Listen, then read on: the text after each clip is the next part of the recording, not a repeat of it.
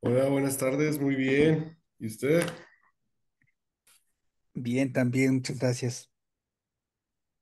Qué bueno saludarlos. Hola, hola. Bueno, ¿en qué nos quedamos? Vimos el teorema de la función inversa, ¿verdad? Ujú. Creo que fue lo último que habíamos revisado.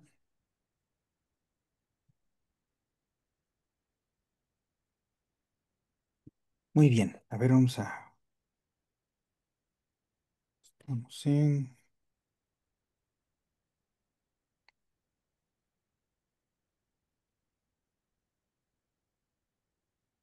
Sí, cómo se aplican las fórmulas para derivar funciones inversas. sí, ¿verdad? Ujú. Ujú.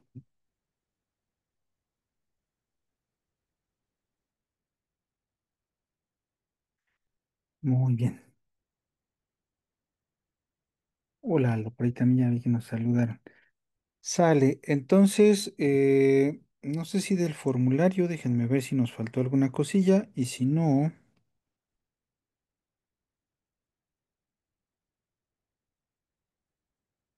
ujú. Ajá, exacto. Sobre el logaritmo y la exponencial.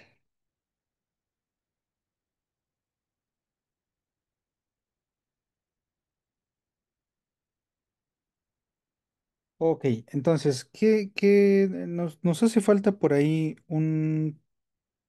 creo que ya todas las fórmulas las revisamos. Em, si acaso nos hace falta ahorita hablar un poquito de las exponenciales, pero del logaritmo, perdón. Pero bueno, lo vamos a revisar rapidísimo para pasar por ahí a ya algunas aplicaciones de la derivada y ver si podemos trabajar por ahí algunas cosillas más, ¿no? Entonces, bueno, el logaritmo natural o el logaritmo en general, pues nosotros tenemos las funciones exponenciales, nosotros entendemos, por ejemplo, que 2 elevado al cubo es un 8. Un problema muy común cuando uno está trabajando con exponentes en el bachillerato o en la secundaria inclusive es que, pues bueno, se confunde mucho el 2 al cubo con un 2 por 3, ¿no? Es de esas cosas que suceden a nivel cognitivo en automático, como cuando uno es chiquillo, les comentaba, y uno se pone los zapatos al revés, ¿no? Entonces, es algo más o menos usual. Eh, ¿Cómo nos autocontrolamos para evitar ese tipo de problemas? Bueno, dar a entender que no necesitaríamos una notación o una manera de escribir distinta para escribir la misma operación de la multiplicación, ¿no? No haría falta tener otra manera de escribir las cosas si el resultado va a ser un 6, ¿no?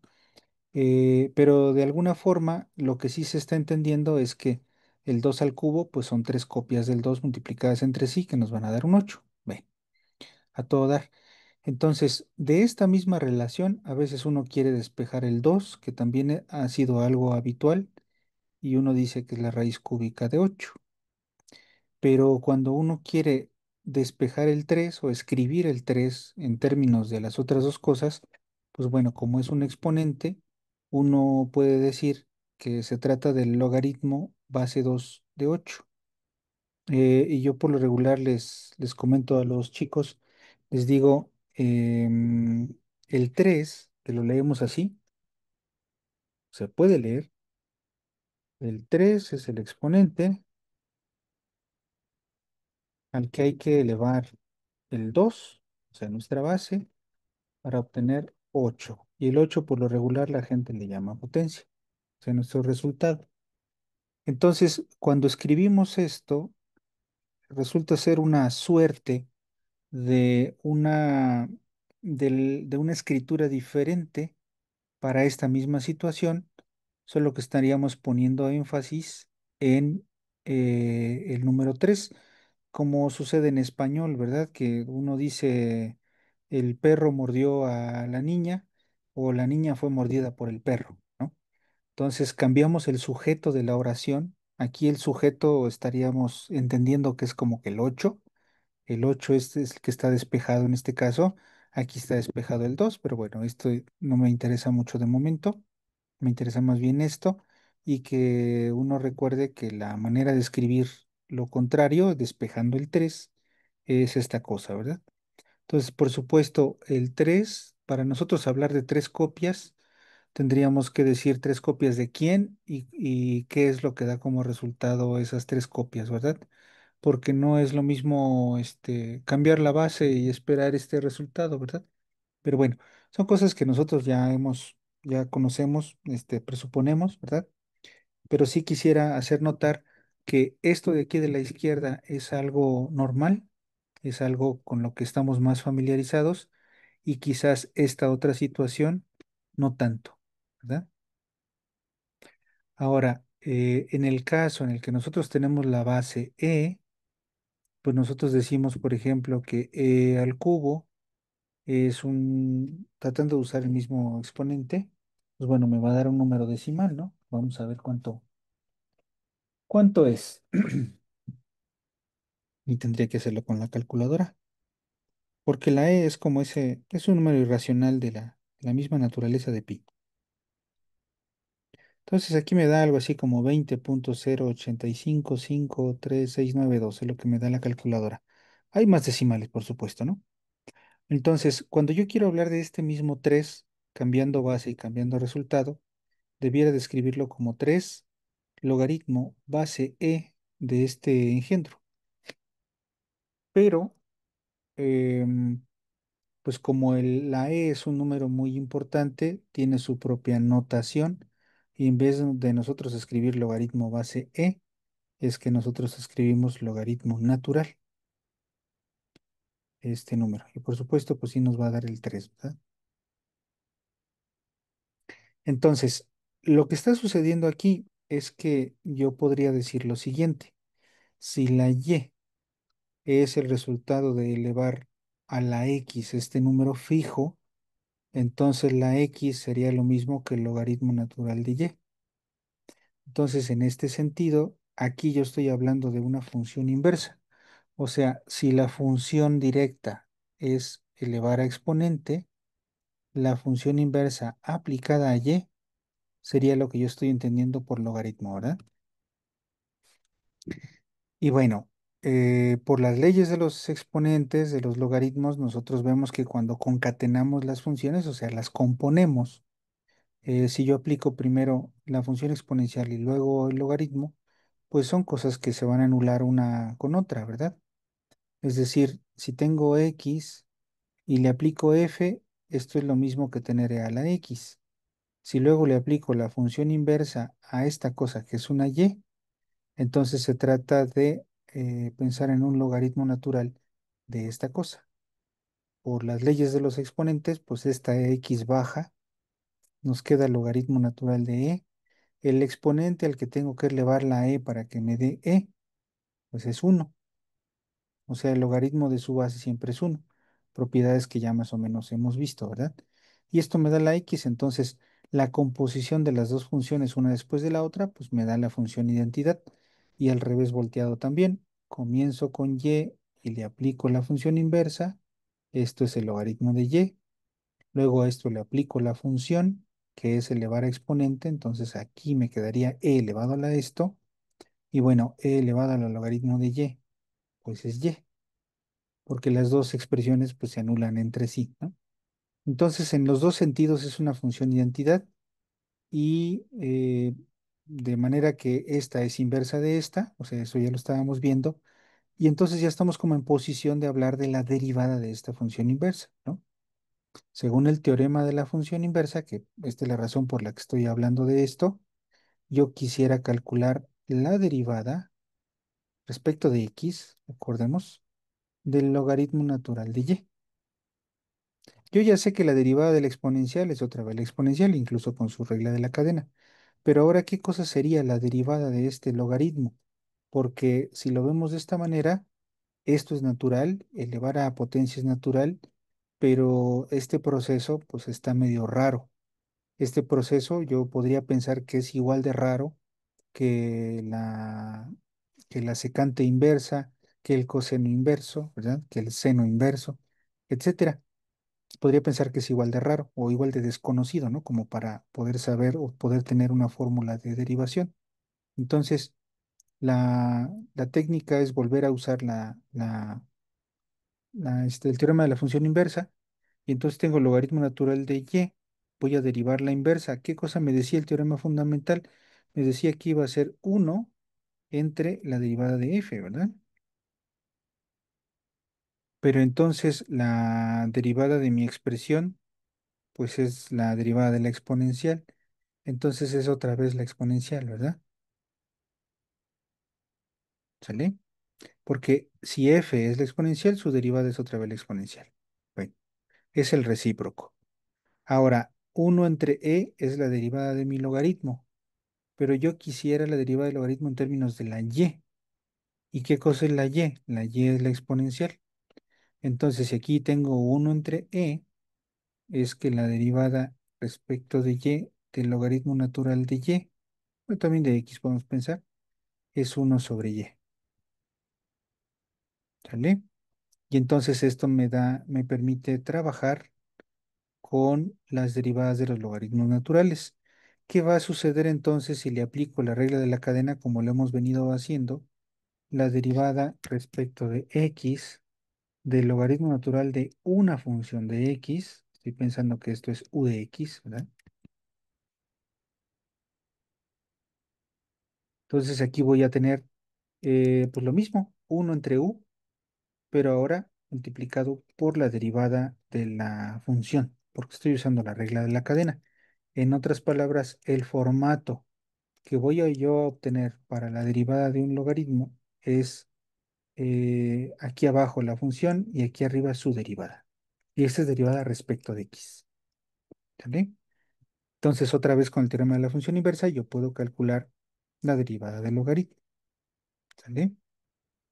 Entonces, ¿cómo funciona si es que lo concateno con otras expresiones? Yo podría, vamos a poner como ejemplo, aprovechando que ya casi me acabé el espacio, la derivada del logaritmo natural de 5x cuadrada más 1. Entonces sería 5x cuadrada más 1. Se repite la función a la que está aplicada el logaritmo. Y aquí arriba debo multiplicar por su derivada, o sea, un 10x nada más. ¿Sale? Entonces, esta es la manera en la que está funcionando la derivada que acabamos de definir junto con la regla de la cadena. Ujú. ¿Sí me expliqué?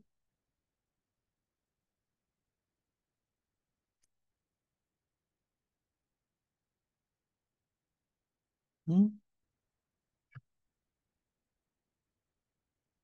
¿Qué dicen por ahí en el chat? Dicen que sí. Muy bien. Sale. Em, por ahí tenemos también otras fórmulas que significan derivar alguna expresión, derivar una exponencial que no depende de la o sea que tiene otra base, y derivar el logaritmo también de otra base. Pero vamos a usar lo que ya conocemos de aquí. Si yo quisiera, por ejemplo, derivar eh, alguna otra base, piensen ustedes 2 a la x, pero le vamos a llamar a, vamos a pensar que a es un número positivo. Lo que podríamos hacer aquí es expresar a la a en términos de la e elevado a una constante que me dé la a, porque pues si ya vale un 2, pues simplemente busco cuánto debe de ser el exponente aquí para que e a ese exponente me dé la base que yo tengo. Esto es lo que se entiende por cambio de base, ¿verdad? Entonces, si ustedes despejan de aquí la k, pues queda más o menos claro que esa k es el logaritmo natural de la a, es el exponente que hay que elevar la e para que me dé a. Entonces, fíjense, ustedes pueden reemplazar la a por e elevado a la logaritmo natural de a, que es una especie de pleonasmo, como quien dice, ¿verdad? Porque e y logaritmo se anulan para obtener la a, pues sí, o sea, como que es un menjurje ahí que yo, como si me estuviera haciendo, estuviera fingiendo demencia, ¿no? Entonces la a la puedo reemplazar por esto si quiero derivar eso.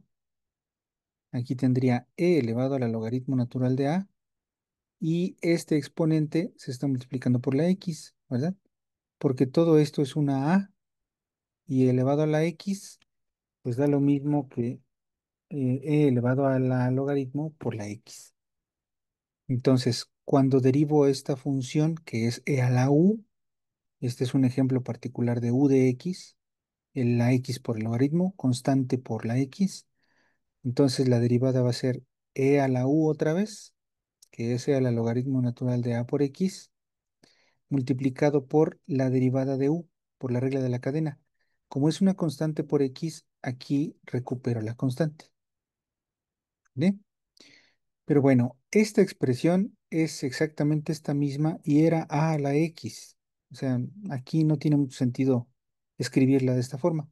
Entonces, puedo yo escribir esto de una manera más amable.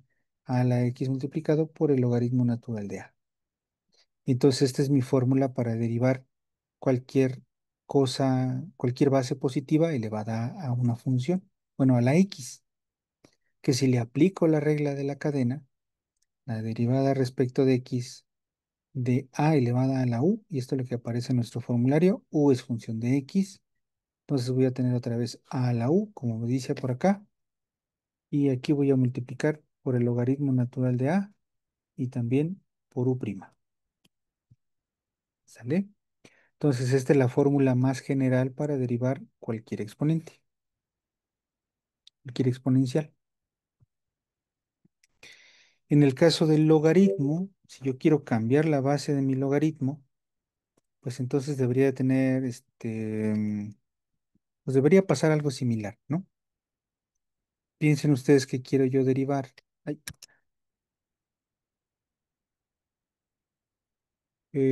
logaritmo base b, para no usar la misma a, de, ¿qué cosa era? X, ¿no? Me distraje. Sí. Entonces, ¿cómo escribo esto en términos de logaritmo natural? ¿Qué relación tiene el logaritmo natural? Bueno, yo sé que este numerito, que es una r, si lo pienso así, en realidad lo que está pasando es que tengo la base b, el exponente r, y esto genera la x, ¿verdad? Entonces, ¿qué puedo hacer con la b? La b la puedo ver como e elevado al logaritmo natural de b.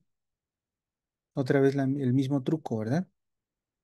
Entonces aquí voy a tener esta equivalencia. E elevado al logaritmo natural de b, esto es b, multiplicado por r. Ujú. Y esto es la x. Entonces, cuando yo despejo el exponente,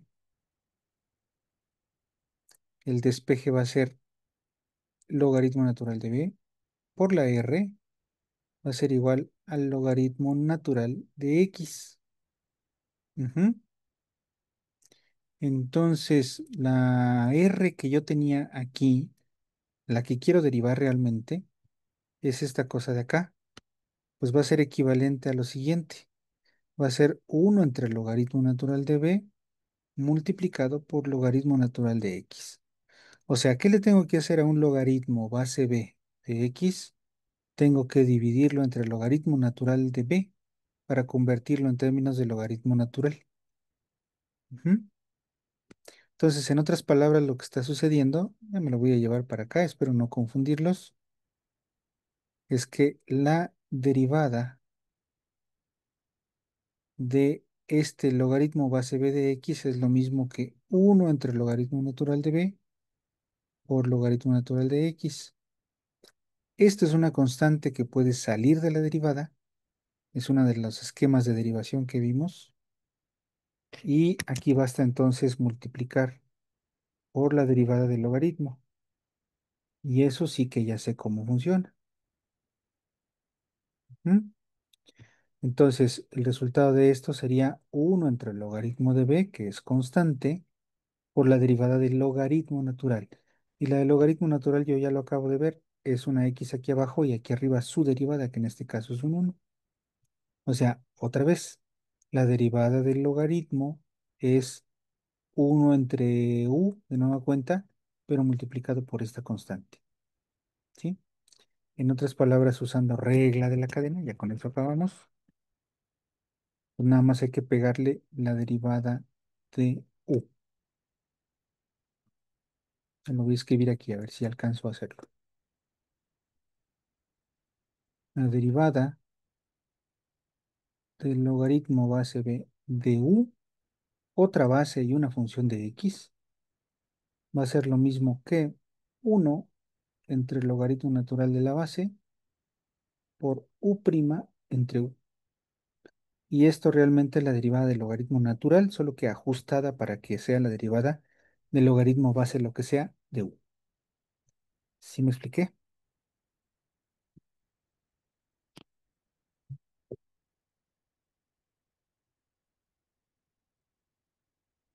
Sí, capichi. Bueno, muy bien. Entonces, pues bueno, ya con esto completamos todas las fórmulas del formulario.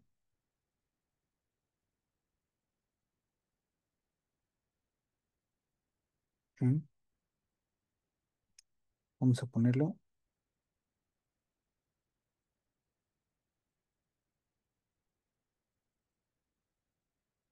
Ya voy, ¿eh? Creo que lo dejé muy lejos.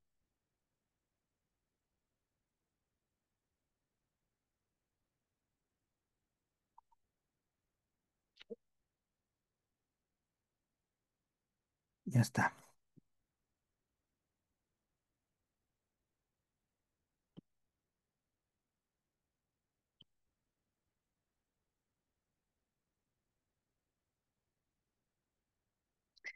Listo. Son estas las que acabamos de ver, ¿verdad? Entonces, vean, la derivada de una exponencial es otra vez la exponencial con u'. ¿Cuál es la diferencia si tengo otra base? Es exactamente la misma regla, solo que con logaritmo natural de esa base. Ujú, la diferencia entre 7 y 9. Y la derivada del logaritmo natural de una función es poner la función abajo y arriba su derivada. Mientras que el logaritmo o base A, o sea, cualquier otra base, es exactamente lo mismo, pero hay que dividir entre el logaritmo de la base, logaritmo natural de la base. Ujú. Entonces, pues ya está. Ahí ya tenemos definidas esas derivadas. Y bueno, todo esto también ya lo tenemos definido. Que bueno, estas no les mostré nada más arco seno, me parece, y arco tangente. Con eso sale rapidísimo coseno y cotangente. Solamente me hizo falta ver con la derivada de la función inversa, el teorema de la función inversa, porque arco secante y arco cosecante son esto, ¿no? ¿Sale, vale?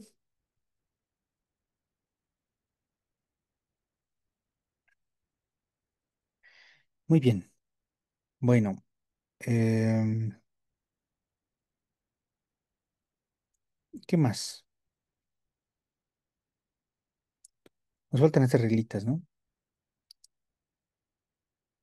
Pero bueno, para no hacerlo tan operacional hoy, vamos a cambiarle poquito.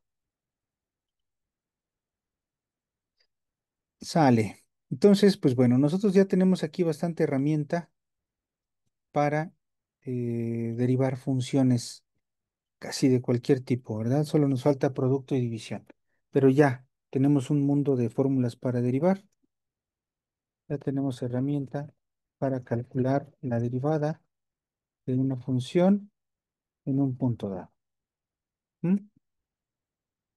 Y bueno, aquí ponemos hace falta esquema de producto. Básicamente el de producto, porque de ahí también va a salir la división. Pero bueno, vamos a seguirlo dejando en pausa. ¿Ok? De momento, sí lo vamos a ver, pero ahorita vamos a pasar a otra cosa. Entonces, pues bueno, ya para aquí quiero, ya que yo puedo calcular cosas, pues me gustaría mucho calcular la derivada, ¿verdad? Entonces, ¿qué tipo de problemas se pueden resolver nosotros teniendo ya la herramienta de la derivada? Vamos a poner aquí, en clase de problemas, estamos ya en posición de resolver. Pues bueno, vamos a poner algunos ejemplos.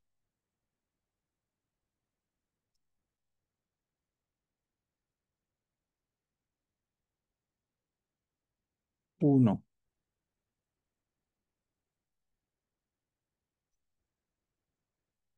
una piedra se suelta desde un acantilado que tiene una altura de... Bueno, vamos a ponerlo más interesante. Una piedra se lanza hacia abajo desde un acantilado que tiene una altura de 30 metros. Una piedra se lanza hacia abajo con una velocidad de 3 metros por segundo, desde un acantilado que tiene una altura de 30 metros sobre el suelo. ¿Mm? Es inciso A.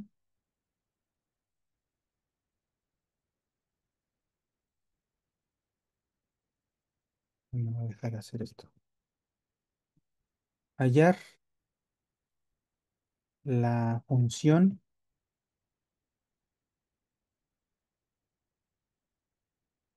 que determina la altura de, del proyectil, o sea, la piedra, en términos del tiempo.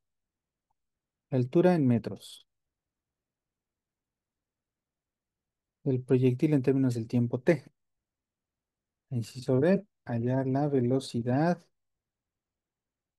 a la que iba el objeto 1,4 segundos después de haber sido lanzada. Ujú. A ver, vamos a pensar en eso un momentito, ¿les parece?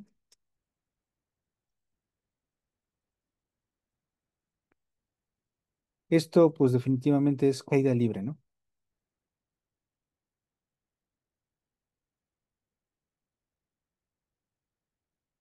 Sí, ¿se acuerdan de las formulitas?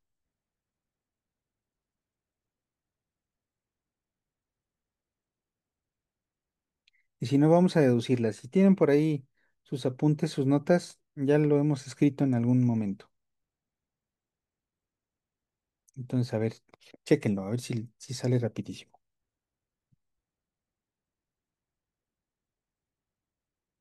Ajá, sí, por ahí vimos el ejemplito.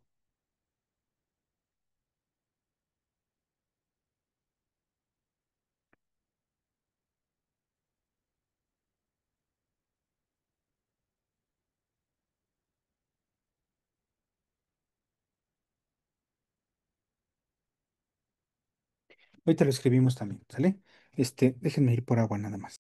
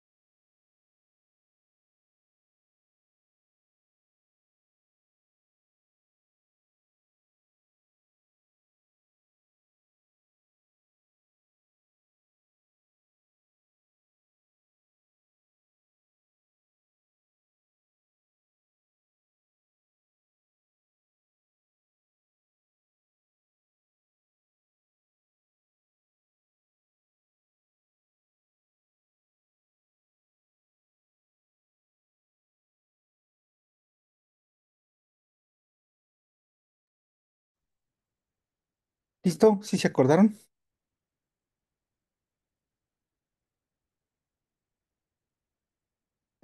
La escribimos rapidísimo, ¿verdad? Eh, bueno, si recordarán un poquito de lo que platicamos, eh, no pasa nada, no hay problema. Ahorita la platicamos rápido. Bueno, lo constante con esta situación de la caída libre es que pues está actuando todo el tiempo la gravedad, ¿verdad? Hay un marco de referencia, que en este caso pues es esta altura. Estamos pensando que tenemos una altura de 30 metros, esa es nuestra altura inicial. Vamos a ponerla así como altura inicial, 30 metros. Y lo constante es que está funcionando la gravedad, ¿no? Entonces la gravedad va hacia abajo, si es que yo estoy pensando en mi marco de referencia, que aquí está el cero y aquí voy para arriba para llegar a los 30. Entonces la gravedad siempre está actuando, pero bueno, no hemos visto eso, lo vamos a ver con calmita, pero estamos hablando de una segunda derivada, ¿verdad? ¿Por qué? Porque nosotros pensamos primero, y ya vamos a ir introduciendo poco a poco esas nociones. Estamos pensando que la altura de un objeto depende del tiempo, ¿verdad? Y que vamos a tener nosotros aquí alguna expresión que involucra la t. Ahora, ¿qué significaría para nosotros la derivada de esto? Significa que estoy calculando el cambio en la distancia, el cambio en la altura respecto del tiempo, ¿vale? Entonces, si nosotros pusiéramos aquí en un plano cartesiano, lo que nos están pidiendo, el tiempo y la altura, cómo va cambiando la altura, bueno, es probable que tengamos por ahí pues una curva de este estilo, ¿no? Entonces, estas parejas de puntos, yo doy un valor del tiempo y lo que va sucediendo es que voy bajando la altura, ¿no? Otro valor del tiempo y tengo una altura más baja, etcétera. Ese es como el modelo. A esta curva es a la que nos referimos con h de t. Si yo calculo h' de t, de acuerdo a la definición que nosotros teníamos de h' de t, se acordarán, es el límite de h de t más algún valor, vamos a llamarle a, menos h de t entre a, ¿verdad? Cuando la a tiende a cero. En otras palabras, pues decíamos que era la pendiente de la recta tangente. Ahorita vamos a hacer un ejercicio, ahorita vamos a tratar ese tema también. Entonces, esta pendiente, pues se puede comprender como una diferencia de alturas comparado con una diferencia de tiempo, o sea, distancia entre tiempo. En otras palabras, este cuate no es más que la velocidad instantánea. Es la primera derivada. Ahora, cuando yo derivo una segunda vez, que esto lo puedo hacer porque h de t vuelve a ser una función, como nosotros ya lo hemos visto, entonces una segunda derivada lo que estaría haciendo es ver cómo van cambiando las pendientes y respecto del tiempo. En otras palabras, esta función que tenemos aquí ya no la voy a ver en un plano cartesiano con h y con t, sino con h' y con t. ¿Qué quiere decir eso? Quiere decir que yo estoy viendo el odómetro de un coche, y voy viendo cómo va cambiando la posición, ¿verdad? ¿Sale? La distancia recorrida. Eso es lo que hace la h. Pero esto, si yo veo cómo van cambiando las derivadas, lo que ahora yo voy viendo es el velocímetro, ¿verdad? Cómo van cambiando las velocidades. Eso es lo que me está diciendo esta función. Ahora, cuando yo calculo una segunda derivada, lo que estoy analizando es qué tan rápido se mueve la aguja que me muestra las velocidades. Entonces, esto es un cambio en las velocidades respecto del tiempo. Por eso es que esto es la aceleración. Ahora, ¿por qué les platico todo esto? Porque habíamos comentado que la aceleración, la gravedad, la constante de la gravedad es una aceleración. O sea, nos dice cómo acelera los objetos la caída libre. Entonces, si esto es la aceleración y esto fue lo que resulta al final de cuentas, o sea, lo que resulta al final después de derivar dos veces, es esto, Ujú. Entonces, ¿quién tuvo que haber sido h de t? Pero h'. O sea, ¿cuál tuvo que haber sido la función para que al derivarla me dé una constante? Sí, nosotros ya habíamos platicado algo como eso, ¿no? Por ejemplo, si la derivada me dio 3, ¿quién tuvo que haber sido la función? Pues 3x. Para que al derivar 3x, pues me dé el 3 constante, ¿no? Em, pero también se permite que yo tenga aquí alguna constante que no conozco, un 5. Si ustedes derivan esta expresión, pues lo único que se va a obtener es un 3. Entonces, si la gravedad de la Tierra es menos 9,81 metros por segundo al cuadrado, que es una constante, ¿quién tuvo que haber sido la velocidad? Pues tuvo que haber sido la gravedad por el tiempo, o sea, como quien dice, el 3 por el x, el 9,81 por el x, ¿verdad? Para que la derivada les deje, pero también tiene permitido algún valor constante adicional. Como estamos hablando de la derivada, estamos hablando de la velocidad del objeto. Entonces, esto me dice cómo va cambiando la velocidad, pero necesito un punto de partida como la velocidad inicial. Y esto tiene sentido, ¿por qué? Porque si esto me está dando las velocidades, cuando el tiempo vale cero, la velocidad, aquí la gravedad se anula, sería cero por la gravedad, y tendría que darme la velocidad al inicio del movimiento. En otras palabras, esta velocidad de 1,4 segundos, perdón, esta velocidad de 3 metros por segundo es este valor que estoy teniendo acá, ¿sale? Pero bueno, este es el modelo. Ahora, si me voy para atrás otra vez, ¿quién tuvo que haber sido entonces la función que me da las alturas? Otra vez, si yo tuve esto como derivada, o sea, si la derivada fue 3x, entonces es probable que la x debería estar al cuadrado, ¿no? Pero, ¿cómo le hacemos con eso? Si yo tengo x al cuadrado y la derivo, pues voy a tener 2x. Entonces debería de quitar el 2 y agregar un 3 si es lo que yo quiero. Entonces aquí conviene tener un medio para que cuando yo derive, bajo el 2 se cancela el 2 me queda la x y entonces le pego al 3, o sea, aquí debería estar el 3 medios. Si aquí quiero obtener menos gravedad por tiempo, entonces la moraleja es que la gravedad la estoy tratando como el 3, ¿verdad? La gravedad entre 2 por el tiempo al cuadrado, para que cuando yo derive tiempo al cuadrado, el 2 baja, se cancela con el 2, me queda solita la t multiplicada por la constante de la gravitación, que es digo, de la gravedad, que es esta g otra vez, ¿no? Entonces, esto me permite cuando derivo obtener gt. ¿Cómo obtengo un número constante después de derivar? Pues ya lo habíamos dicho, ¿no? Multiplicamos por una variable. Aquí voy a tener la velocidad inicial por el tiempo. Ujú. Para que al derivar se obtenga esto.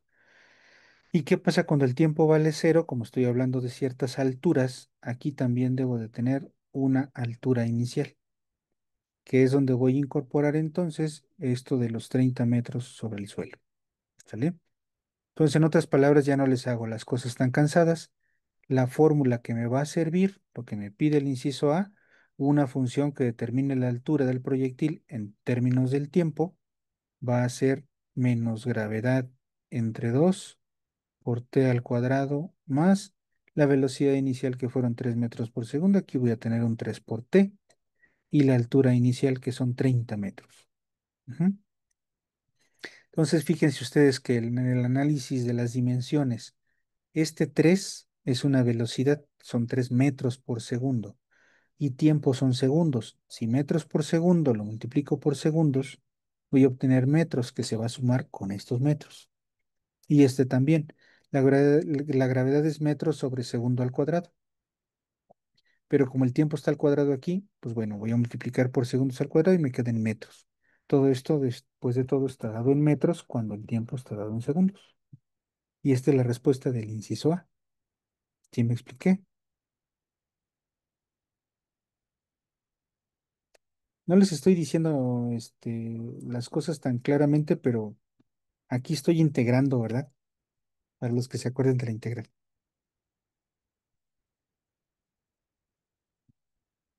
Pues ya estoy haciendo el proceso al inverso. Pero bueno, ahí está. Ese es esa es la función, ¿no? ¿Sale? Ahora, ¿qué pide el inciso B? Y este es más bien lo que nos ocupa. Hallar la velocidad a la que iba el objeto 1,4 segundos, después de haber sido lanzado.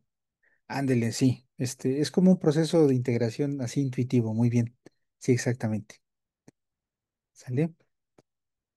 Bueno, entonces lo que me están pidiendo en el inciso B, pues es lo que yo ya puse aquí. ¿Qué pasa con esto? Tengo que derivar respecto de t. Entonces, si derivo aquí baja el 2, se cancela con el 2, me queda menos gravedad por tiempo. Ujú. Y luego aquí me queda solito un 3. La derivada del 30 pues se convierte en cero. Entonces, esta es la fórmula para hallar las velocidades.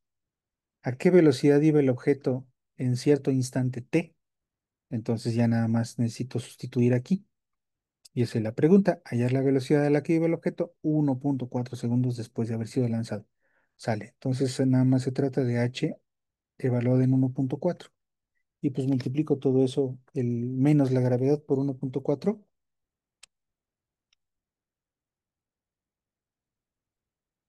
que me da menos 13,734.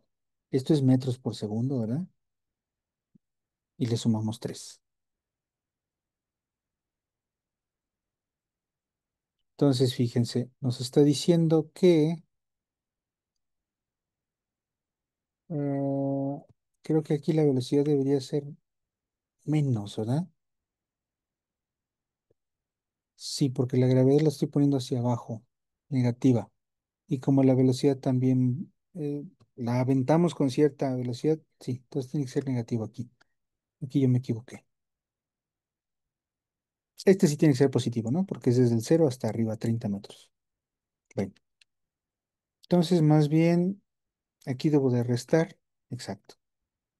Y este 3, si se dan cuenta, aporta a la velocidad que ya considera la gravedad. Por eso me di cuenta que estaba en un error, ¿verdad? Entonces son 16,734 metros por segundo. Negativo, sí, porque voy para abajo. Entonces transcurre 1,4 segundos cuando el tiempo es 1,4 segundos. Eso es lo que está diciendo mi modelo, es que la velocidad es esta velocidad negativa porque va para abajo. O sea, tiene sentido. ¿Ok?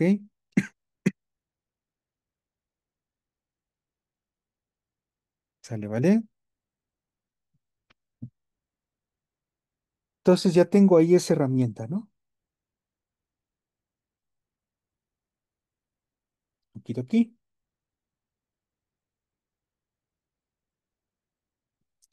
Muy bien. Bueno,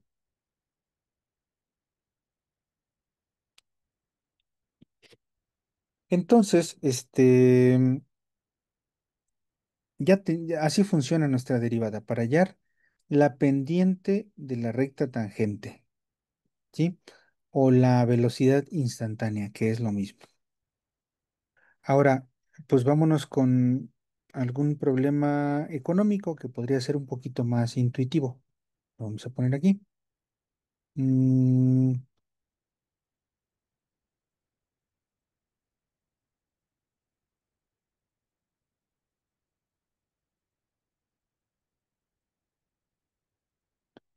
déjenme ponerlo de esta manera.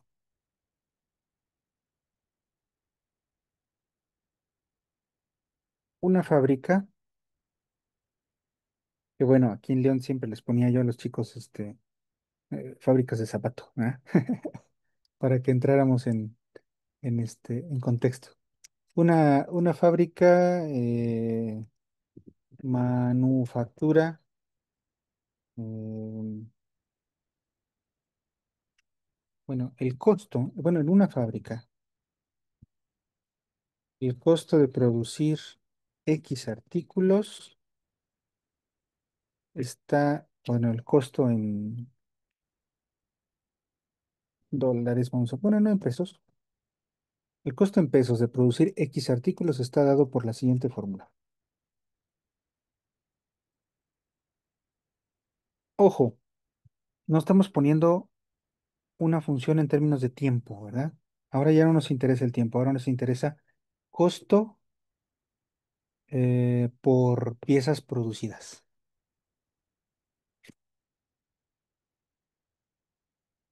Sí, vamos a ponerlo así. Em,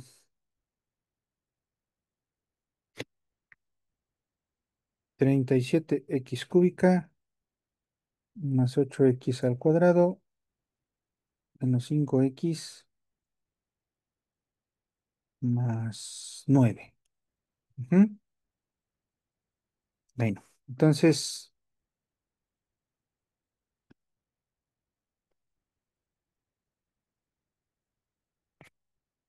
sí, vamos a pensarlo así. Y vamos a hacer una serie de preguntas, ¿verdad? Para analizar el problema. Inciso A, ¿cuál es el costo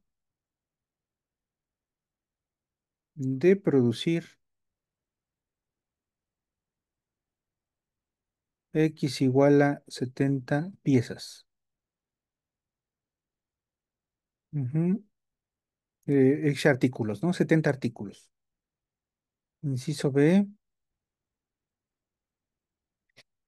¿qué significa el 9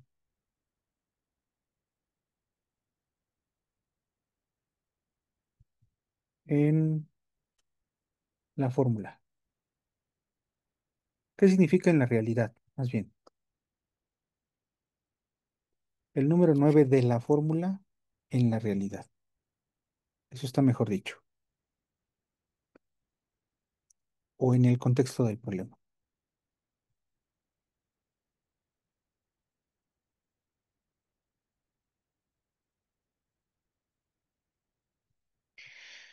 C,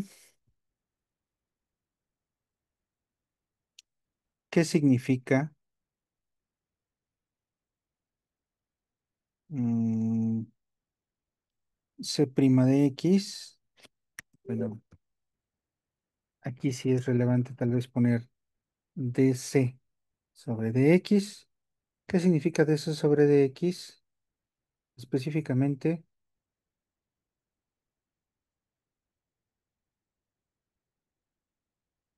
DC, bueno, más bien así, C'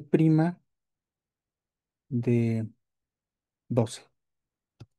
O sea, esto también lo puedo representar, por supuesto, por C' de X, ¿verdad?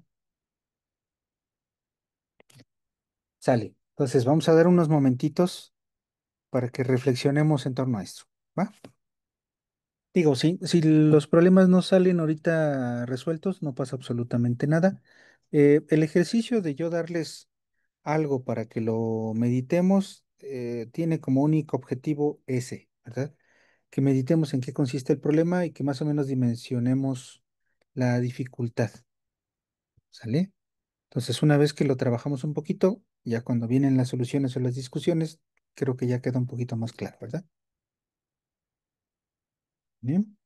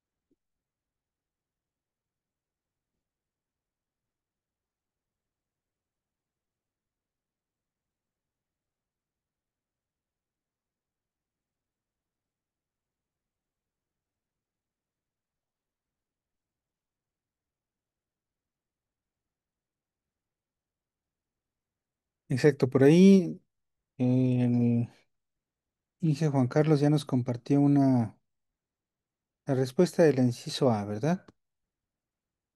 Vamos a poner aquí. Se trata de CD70, que son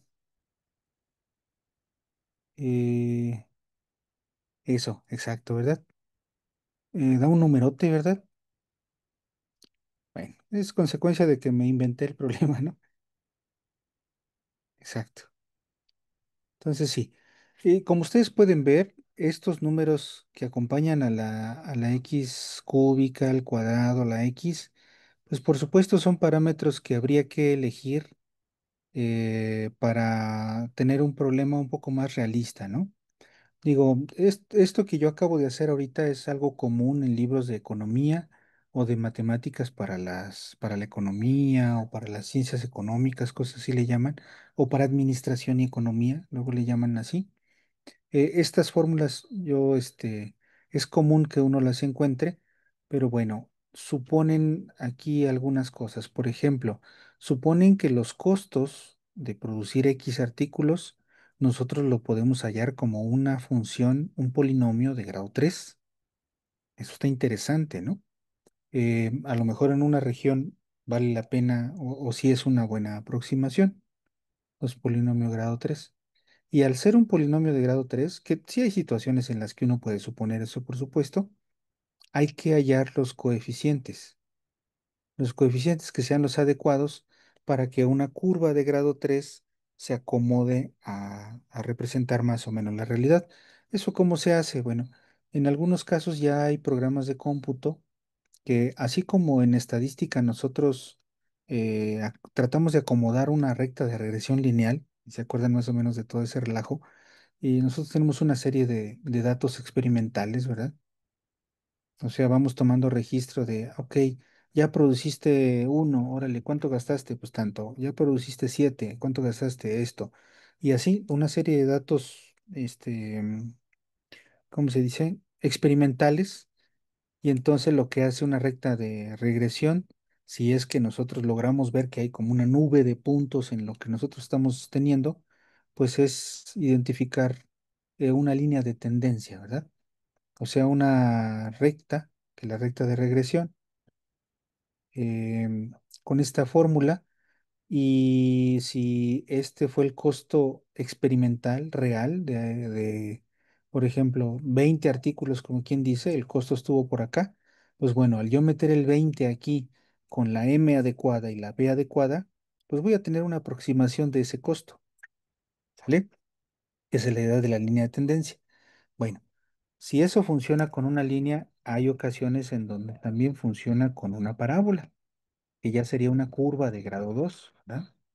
Entonces, si yo noto que probablemente hay una línea de tendencia, se imaginan ustedes una parábola muy estirada, pues bueno, conocemos que una parábola, pues nosotros le podemos elegir los coeficientes que aparecen ahí en la fórmula general. Ya son más parámetros, ¿verdad? ¿Hay fórmulas para adaptar esas cosas? Sí, hay programas de cómputo también.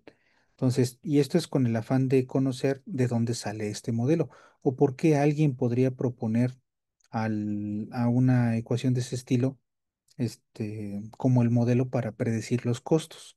Porque bueno, en un cierto umbral, nosotros podemos tomar datos, tendríamos datos experimentales, pero los experimentales se van a acabar hasta cierto punto y pues a mí me gustaría ver si el modelo me permite tener una tendencia, ¿no? Como para saber a dónde voy a llegar, si fuese el caso. Porque también los modelos tienen valor en una pequeña región.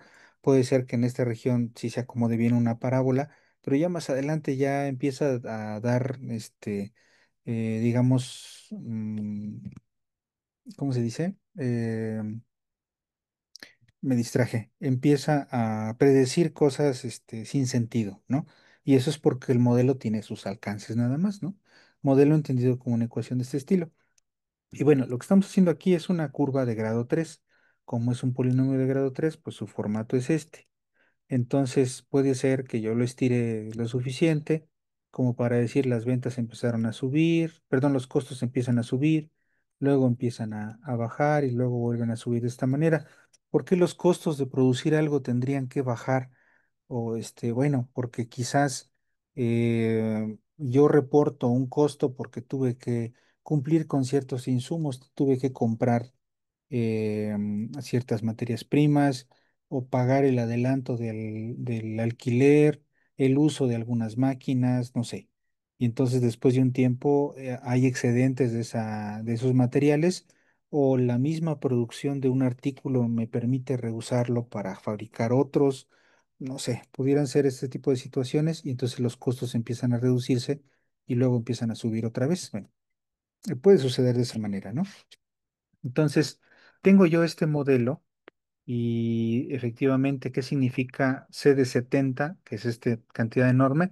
Este sería el costo en pesos de producir 70 piezas, 70 artículos. Bueno. Y lo que menciona por ahí también elige Juan Carlos es que en el inciso B, ¿qué significa el número 9 de la fórmula en el contexto del problema? Este 9, como ustedes pueden notar, no depende de la X, no depende de los costos, perdón, de los artículos producidos. Tan es así que podemos pensar que este número, bueno, no podemos pensar, sino más bien este número lo podemos considerar como C de cero. ¿Cuál es el costo de producir cero artículos? Bueno, es una inversión inicial que siempre se tiene que hacer para que yo pueda empezar a producir artículos. ¿Sale? Entonces, como bien dice el Inge Juan Carlos, se puede pensar como un costo fijo. En algunos casos, eso es una tarifa, ¿verdad?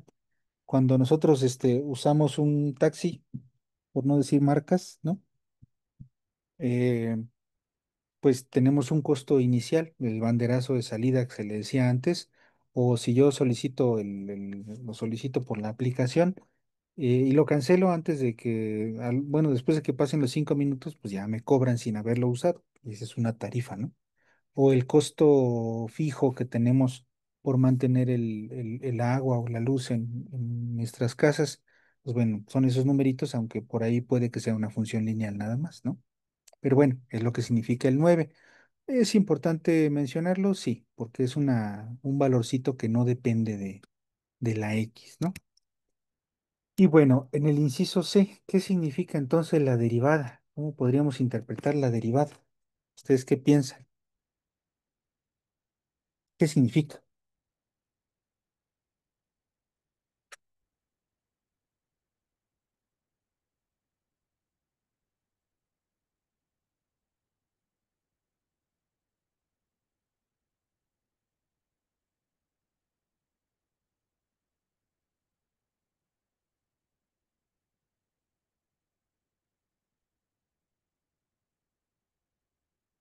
¿Alguien se acuerda de eso o lo ha visto? La intención del ejemplo es precisamente tener un ejemplo donde no tengamos tiempo, ¿verdad? Porque casi todos los ejemplos, es muy común tener ejemplos donde tenemos el tiempo. ¿Qué cosa fue la derivada aquí? ¿Cómo cambia la altura respecto del tiempo? ¿Qué es una distancia respecto de un tiempo? O sea, distancia entre tiempo es velocidad. En este caso, ¿cómo cambia un costo conforme cómo cambian las piezas? ¿No? Eso tiene un nombre. No sé si alguna vez lo han escuchado o lo han visto.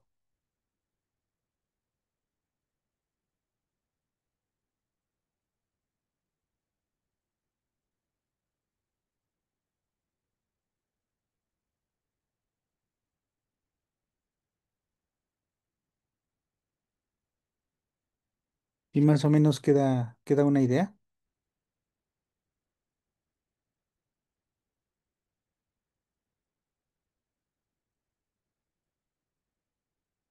Eso. Sí, precisamente vamos, como se dan cuenta, justo lo que estaba mencionando el hijo Juan Carlos, que si tiene que ver con optimizar, encontrar máximos y mínimos, vean cómo naturalmente surgen en estos contextos esas preguntas, ¿verdad? Más que en estos otros contextos.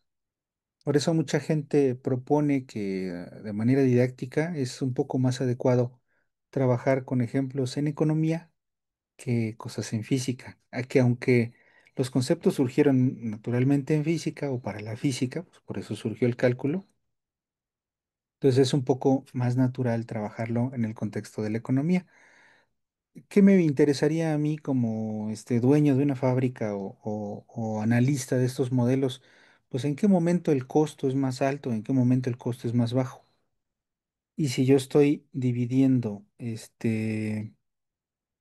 la cantidad de costo según la unidad, las unidades producidas, pues es algo así, no quiero decir un costo unitario porque no es el costo por unidad producida, sino es el costo según el número de unidades producidas. Y esto tiene nombre. Esto se llama costo marginal, le llaman los economistas. Ven, no tendrían ustedes por qué saberlo, ¿verdad? Si nunca lo han visto, definitivamente no, no es algo común. Es una buena pregunta esta, ¿qué significa la derivada, verdad?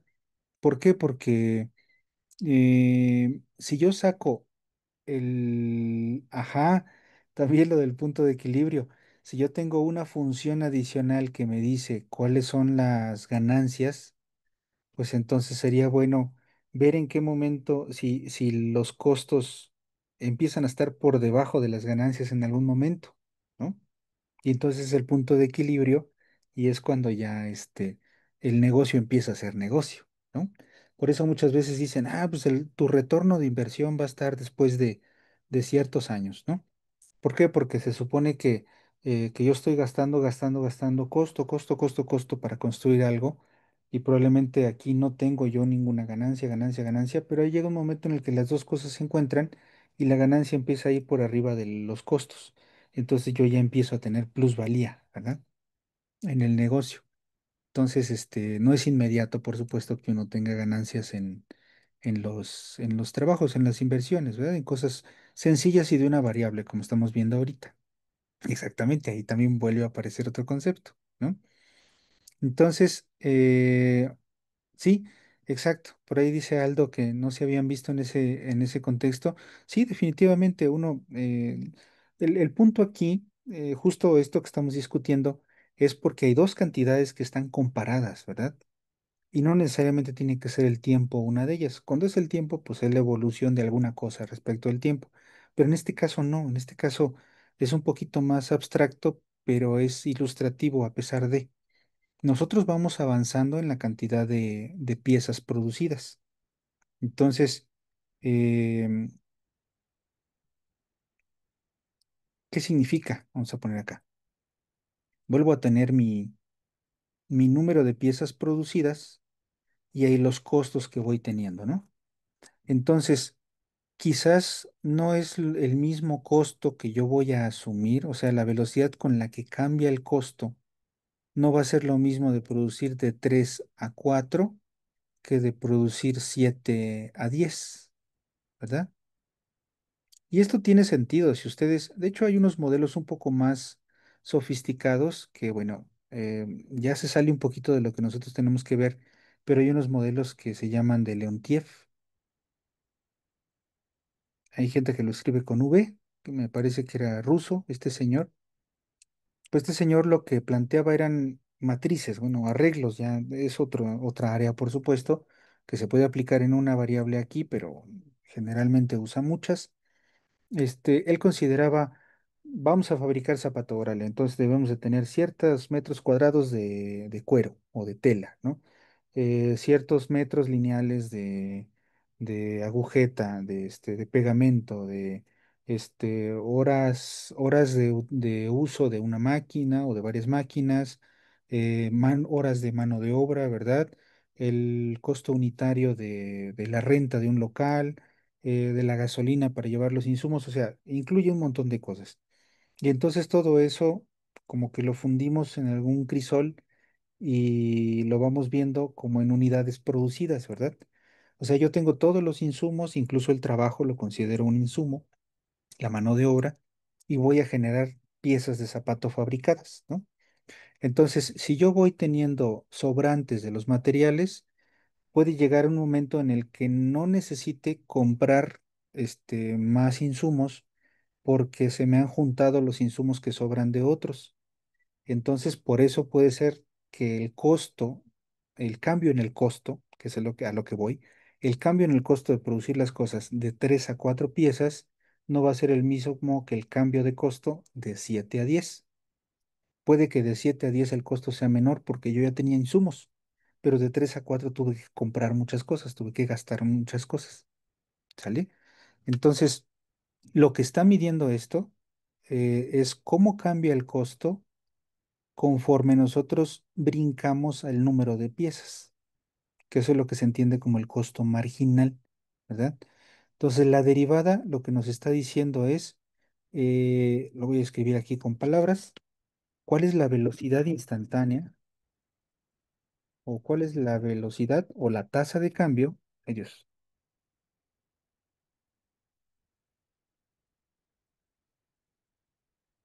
del costo según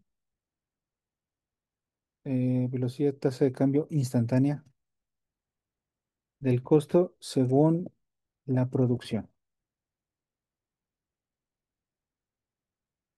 Incluso cuando uno analiza las unidades, se ve bonito, ¿verdad? ¿Cuáles serían las unidades de la derivada de C? Sería cambio de C en pesos comparado con cambio de X, piezas, número de piezas, ¿verdad? Entonces, ¿qué me estarían preguntando en C' de 12? ¿Con qué velocidad cambia el costo por pieza, en el instante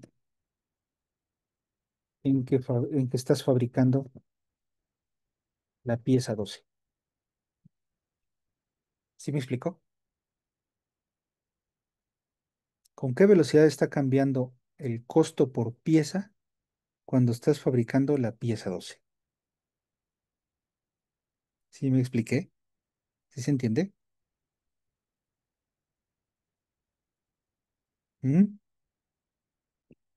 Entonces, pues lo vamos a calcular, lo vamos a escribir. ¿Qué cosa sería la derivada de X, de C, perdón? Pues habría que derivar esto, ¿no? Bueno, yo solito me puse la soga al cuello con los números que les puse. Pero la derivada ahí sería 37 por 3, que son 111x al cuadrado, que son de las ventajas de tener un modelo, ¿no? 111x al cuadrado más 16x menos 5. Y el 9 ya no vale. ¿Por qué? Porque al ser un valor constante, pues no tiene vela en el entierro de los cambios, ¿no? Entonces no pinta. Como siempre se mantiene, no pintan los cambios de costo, ¿no? Entonces, C' de X cuando estamos en el valor 12, pues hay que evaluar en 12 ahí, ¿no? A ver, ayúdenme a hacerlo para que yo no cometa errores también. Digo, ayúdenme a hacerlo también para que yo no cometa errores. Eso quise decir. Ya se me cruzan los cables estas horas. Entonces, a ver. Sí me siguen, ¿verdad?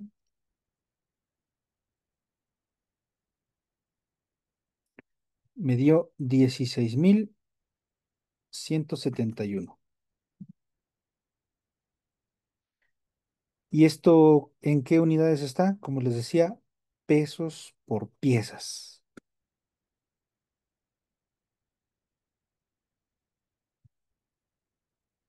Eso, también al Inge Juan Carlos le dio lo mismo. Muy bien, muchas gracias. ¿Sí la ven? Si ustedes calculan, ya que calcularon la derivada y nos vamos a C' de 5, vamos a pensar, sustituyamos en 5, aprovechando que ya tenemos por ahí el numerito.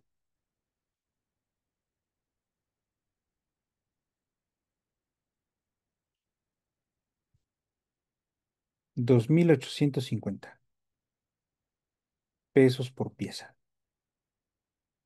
Ujú. O sea que, ¿cómo lo podemos entender? Eh, ¿Cuánto dinero hay que estar pagando, pero no en cantidad, sino en velocidad? ¿Sí me explico? Eh, Eso, 2.850. Cuando estoy fabricando 5, Entonces tengo que estar, por cada pieza que fabrico, debo de gastar 2.850 pesos, ¿no? Pero en el caso de 12 tengo que gastar más. Probablemente ahí me acabo los insumos o no sé. Bueno, piensen ustedes que me estoy inventando el modelo, ¿verdad? Pero si el modelo estuviera bien hecho, quizás debiera ser al revés, ¿no? Entre más piezas he fabricado, más barato debe ser el costo por pieza, ¿no? Y también influyen otras cosas en los modelos, el espacio que yo tengo para hacer las cosas. Eh, si llega un momento en el que muchos trabajadores, muchas máquinas o mucho material en bodega, ¿no? Ya no me permiten tener la misma efectividad que tenía cuando todo estaba libre. Entonces puede ser que la velocidad de producción empiece a cambiar, ¿no? Porque he producido menos, pues, el costo por pieza también se tiene que reducir, ¿no? Etcétera. Lo que comentábamos, ¿no? De la exponencial esta de la logística que llega a su capacidad de carga. Bueno, también se puede aplicar en otros contextos. De este, mm, el número de trámites que se puede realizar en una oficina, pues bueno, si se van encamotando de trabajo, pues bueno, es probable que ya dejen de tener la misma efectividad a largo plazo, ¿no? O está cansada la gente, etcétera, ¿no? Hay muchas cosas que decir ahí, ¿sale? Pero bueno, ¿se entiende lo que significa esto del costo marginal? Ujú. Sí, más o menos. Bueno, ahora, también, no sé si me dé tiempo, pero vamos a hablar un poquito de esas pendientes de las rectas tangentes, ¿no? Igual les prometo que les voy a compartir ahí algunos ejercicios para que los discutamos. Eh, la recta tangente a la gráfica de una función, un modelo.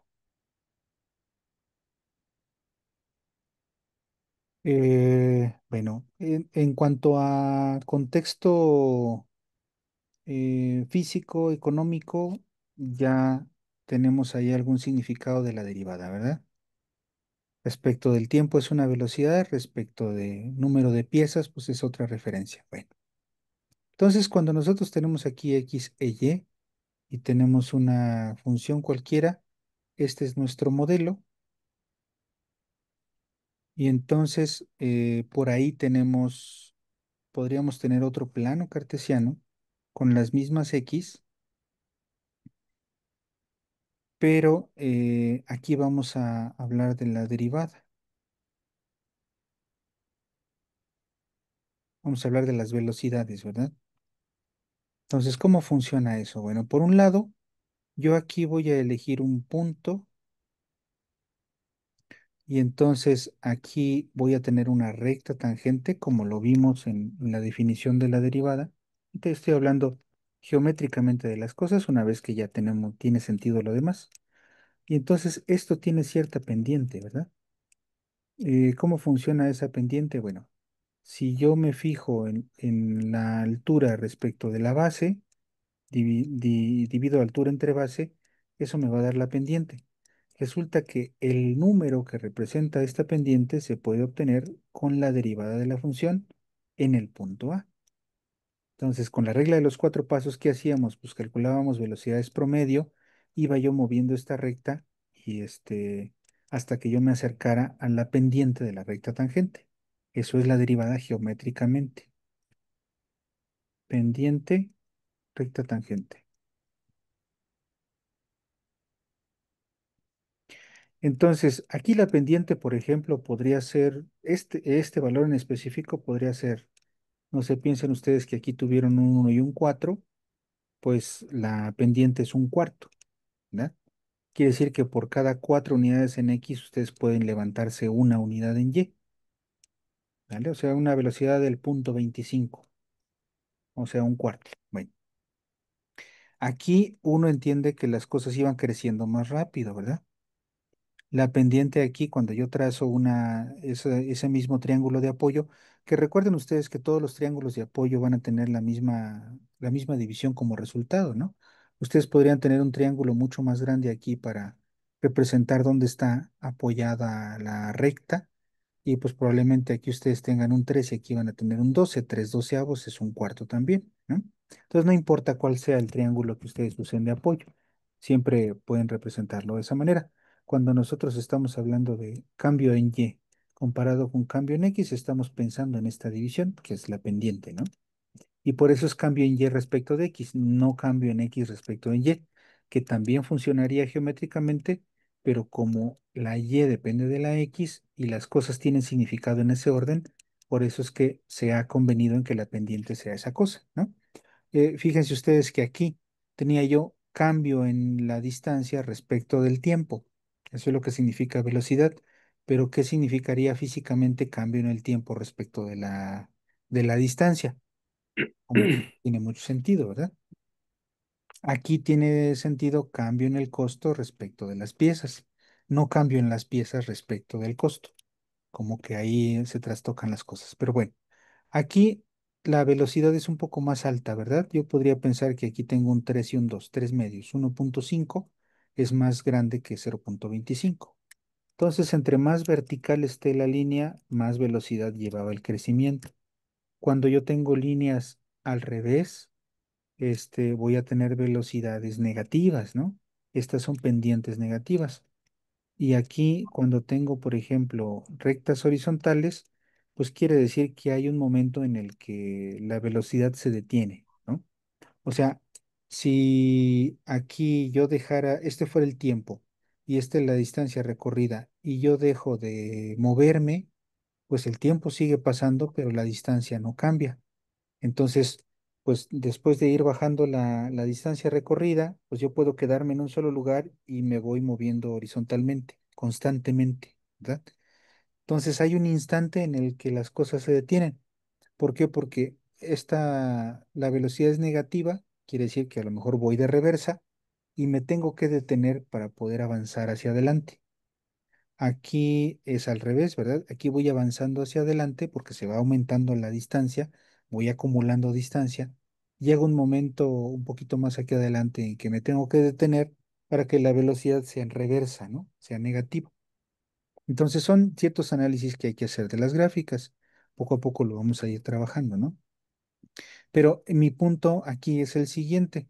El punto es que nosotros hemos estado platicando de la función derivada precisamente como eso, como una función. O sea, yo tengo aquí f' de x, que vuelve a ser una otra función, pero aquí lo que voy a estar graficando son las velocidades, ¿no? Entonces, fíjense ustedes que aquí, si el coche se detiene en este punto, entonces la velocidad tuvo que haber sido cero. Me tengo que detener para cambiar de ir hacia adelante a ir en reversa. ¿Qué es lo que está sucediendo acá? Aquí me detengo de ir en reversa para ir hacia adelante. Entonces, son puntos en donde lo que aquí son pendientes, aquí son alturas. O sea que si aquí la pendiente horizontal es cero, aquí la altura va a ser cero, aquí la altura va a ser cero. Y entonces aquí la velocidad es grande y se va haciendo chiquita hasta detenerse. Entonces, velocidad grande se va haciendo chiquita hasta detenerse. Y luego voy con velocidades negativas, que quiere decir que voy de reversa. De reversa, de reversa, de reversa. Y entonces me detengo para ir otra vez hacia adelante. ¿Vale? Entonces, de tal manera que aquí ustedes pusieron un triangulito de apoyo de 3 medios en ese punto. Esa es su velocidad, ese es su pendiente. Aquí la altura es la que va a estar representada por 3 medios. ¿Me explico? Aquí la altura fue de un cuarto, entonces perdón, la pendiente fue de un cuarto, la altura aquí va a ser de un cuarto. O sea, cambio el significado en un plano cartesiano y en otro, ¿sale? Aquí represento, las alturas representan distancia recorrida, o distancia respecto de un punto de referencia. Y para hablar de la velocidad necesito rectas tangentes y pendientes. Entonces aquí las alturas van a ser las velocidades. lo que estoy haciendo aquí es, veo mi velocímetro, va pasando el tiempo, ¿verdad? Veo el velocímetro, registro velocidad. Veo velocímetro, registro velocidad. Veo velocímetro, registro velocidad. Y así. ¿Sale, vale? Entonces, ahí tengo los dos planos cartesianos. Bueno, ¿qué es lo que sigue en estos análisis? Ya que tengo yo esta situación, pues próximamente en la siguiente sesión, vamos a ponerlo aquí, lo que vamos a trabajar va a ser cómo hallar la ecuación de esa recta tangente. Ujú. Y también representar la función velocidad con ejemplos concretos. Y una vez que ya tengamos la ecuación de esta recta tangente, ¿de qué me va a servir? Ah, bueno, lo que sucede es que esta recta de color azul es una ecuación, tiene una ecuación lineal, una ecuación simple y va a servir de aproximación de la función original que puede ser una función muy horrible. ¿Sale? Quizás esta función que yo tengo aquí es una suma de senos, una suma de cosenos de tangentes, tengo potencias, tengo exponenciales, tengo expresiones horribles en donde yo meter un valor y calcularlo, si no tengo una computadora o una calculadora, pues va a ser una cosa asquerosa, ¿verdad? No sé, piensen ustedes que tienen y igual a e a la x al cuadrado, seno de raíz de x menos 7 multiplicado por coseno. Bueno, aquí estoy exagerando, ¿no? Algo que se vea feo. ¿Qué pasa cuando x vale 3? No, pues imagínense, meter aquí el 3 y hacer el cálculo es una cosa asquerosa. Y a lo mejor eso representa esta función. Bueno, pero resulta que si yo derivo la derivada en un valor, se convierte en un número. O sea, aquí la pendiente va a ser un número, específicamente un número. Supongo que ahí el número fue un 3 cuartos, sale. Si yo tengo aquí un 3 cuartos, entonces la ecuación de la recta azul va a ser y igual a 3 cuartos de x más alguna constante. No sé si piensen ustedes un 0,85, etcétera. Entonces fíjense la gran diferencia. Quizás ustedes un poquito más adelante de donde calcularon la recta tangente, a ustedes les interesa calcular el valor de la función, pero si este es un 7,23, imagínense meter 7,23 aquí para sacar la y. Es un calvario, ¿no? Entonces, en vez de hacer eso, lo que hace la gente es sacrificar un poco la exactitud, que podría no ser relevante. O sea, tal vez aquí la diferencia son 3 décimas, 3 centésimas, un milésimo, ¿no? Y entonces, en vez de meter el 7,23 aquí, lo meten aquí. Y aquí está facilísimo de calcular. Y probablemente no les va a dar el valor exacto, pero sí les va a dar un valor muy aproximado. Y el error ustedes lo pueden obviar. Entonces, quizás va a ser más fácil en mi programación meter esta función que estar lidiando con esto. ¿Sale? Esto es lo que nosotros conocemos como aproximación lineal. Y la derivada es útil por eso, porque la recta tangente es la mejor aproximación lineal a la curva de la función. Entonces, ustedes pueden calcular cosas con mucha más facilidad. Si usan una computadora inclusive, se ahorran mucha memoria. ¿Vale? Entonces, la recta tangente como la mejor aproximación lineal. Y eso es a lo que amamos, ¿verdad? Les prometo traerles ejemplos bonitos, o sea, en los libros que yo les he comentado, vienen ejemplos muy padres donde uno analiza, por ejemplo, en la industria se está calentando una pieza de metal.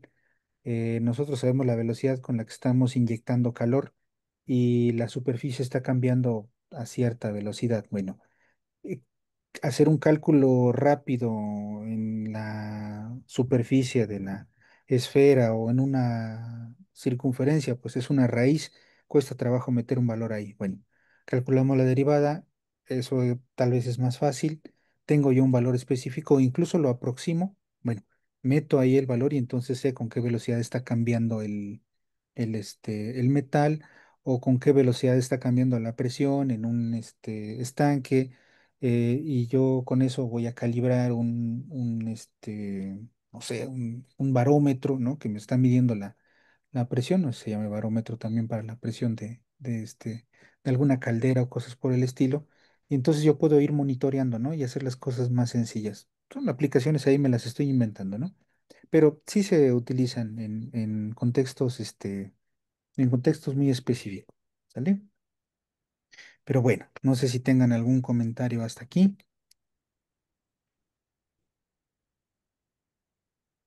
Más o menos se entiende para dónde vamos.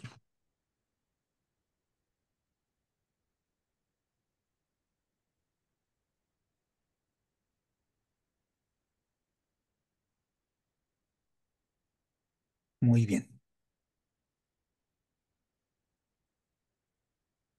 Bueno, sí, exacto. Las aplicaciones son muy bonitas, ¿verdad? Por eso ya me estoy aventando así rapidísimo a eso. Vamos a analizar cosas la siguiente sesión, ¿verdad?